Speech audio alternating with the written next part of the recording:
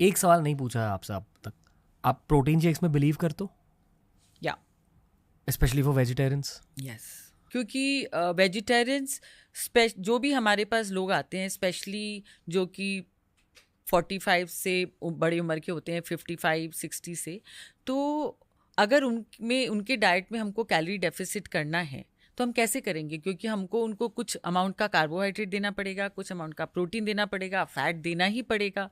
तो हम कैसे कैलोरी डेफिसिट लाएंगे? तो हम उनको protein shake for health maintenance देते हैं और नॉट फॉर मसल बिल्डिंग।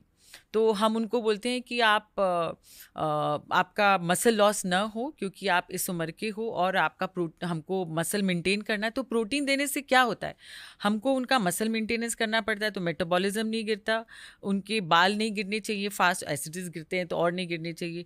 तीसरा, मसल लॉस नहीं होना चाहिए, विच इज़ वेरी इंपॉर्टेंट, जो कि 45 के बाद में एक्सेलरेट हो जाता है। चौथा, इम्यूनिटी, क्योंकि प्रोटीन से ही हमारी इम्यूनिटी बनती है, क्योंकि antibodies are made from protein. पांचवा होता है आयरन, क्योंकि आयरन में हीमोग्लोबिन में ग्लोबिन इज प्रोटीन, नहीं तो उनका आयरन गिर जाता है। और उसके बाद स्किन हमारा हर 3-4 महीने में झड़ता है, वापस आता है, तो स्किन अच्छा रखने के लिए हमको देना पड़ता है। और ये सब इतने सारे रीज़न हैं, इसके लिए हमको उनको प्रोटीन सफिशिएंट डाइट देना ही पड़ता है। इसके लिए sometimes we have to resort to a protein shake, but उसको भी हम टेस्टी बना के देते हैं। आई थिंक आजकल इंटरनेट पर, और मैं भी ये मानता हूँ कि मेरे साथ भी ये हुआ, पर आजकल इंटरनेट पर एक बहुत बड़ा नैरेटिव है कि वे प्रोटीन पीने से पिंपल्स हो सकते हैं लोगों को, क्योंकि ये प्रॉब्लम देखा जा रहा है बहुत सारे लोगों में। I think it boils down again to lactose intolerance. So आजकल जो वे प्रोटीन मिलता है उसमें लैक्टेज एडेड होता है, तो अगर आप आइसो प्योर लेते हो तो उसमें नहीं होता problem for lactose intolerance. Okay, और anything about plant proteins? Plant protein में इस पी प्रोटीन है, सोया प्रोटीन है, और all these proteins are there, सत्तू है, बट उसमें भी कार्बोहाइड्रेट्स काफ़ी मात्रा में होते हैं, और डाइजेस्टिबिलिटी जितनी वे प्रोटीन की होती है वो प्लांट प्रोटीन की नहीं होती। बट ऐसा नहीं है कि हम उसके अगेंस्ट हैं, हम लोग दोनों प्रोटीन में विश्वास करते हैं, और जिसको जो चाहिए उनके डाइजेस्टिबिलिटी के हिसाब से हम उनको एडवाइस करते हैं। प्रोटीन के साथ में एक प्रॉब्लम ज़रूर होती है, constipation with protein shakes.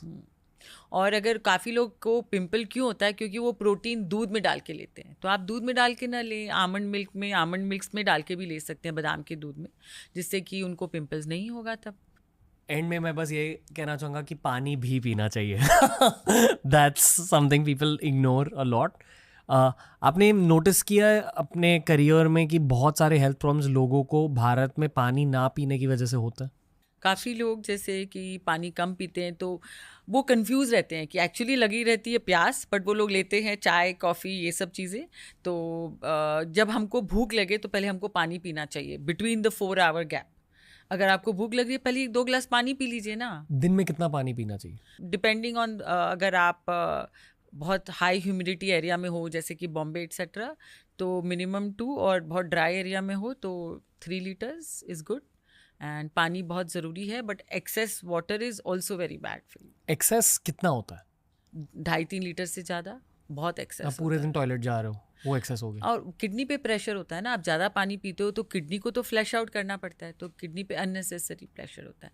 Also water intake, इस पर भी डिपेंड करता है। अगर आप एथलीट हो, आप कितना बर्न कर रहे हो, कितनी पसीने आ रहे हैं, इन सब काफ़ी फैक्टर्स पे डिपेंड करता है। फैट लॉस को लेकर हमने कोई पॉइंट मिस आउट कर दिया कि बहुत कॉम्प्रिहेंसिव एपिसोड है? या नहीं, अगर आप इसको सम अप कर दो कि that will be very good. Okay, तो पहले दिन में 4 मील होने चाहिए, गुड। प्रोटीन पर फोकस होना चाहिए उन मील्स में, और कार्ब्स होने चाहिए, फाइबर होना चाहिए। फिर अगर बीच में भूख लगी तो आइडियली पानी पीना चाहिए, कोकोनट वाटर पीना चाहिए।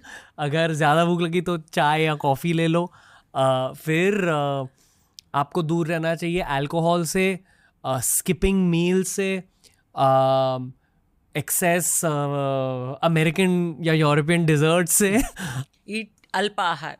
हाँ, कि पेट पूरा भरना नहीं चाहिए, 80% पोषण कंट्रोल पे ध्यान रखना चाहिए। एक्सरसाइज पे डेफिनेटली ध्यान देना चाहिए, क्योंकि अगर सिर्फ वेट लॉस हुआ तो उसका मतलब ये भी कि मसल लॉस होगा उसके साथ, और मसल लॉस प्रिवेंट करना है।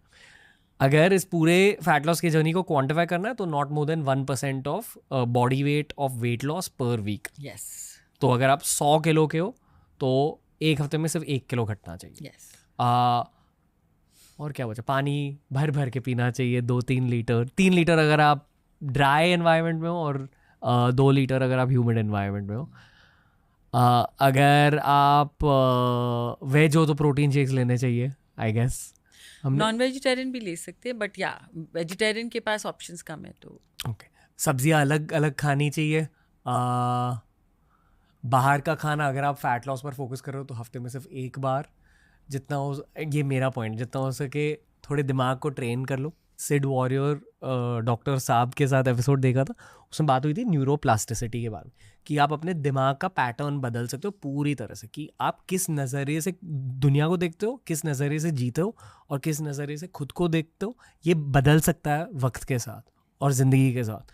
तो मैं ये मानता हूँ ये एक बहुत कठोर लॉजिक है बट खुद के साथ थोड़ा हार्श होना ज़रूरी है, हल्के से, नॉट टू मच. पर अगर ज़्यादा क्रेविंग हो रही है फाइंड एन ऑल्टरनेटिव. मैं तो ये मानता हूँ कि बीट द क्रेविंग्स. मत खाओ, क्यों खाना. हाँ. मैंने एक ज़माने में ना वो एप्स डिलीट भी कर दिए थे फ़ोन से.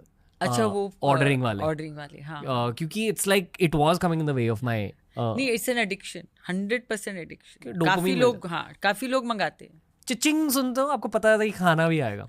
तो एक्चुअली एडिक्शन बहुत ज़्यादा स्ट्रॉन्ग हो रही है उस वजह से, because the dopamine is mixed with oral dopamine.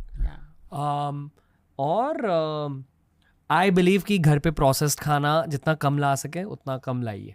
Yes. Anything else ma'am? नहीं, I think it was all good.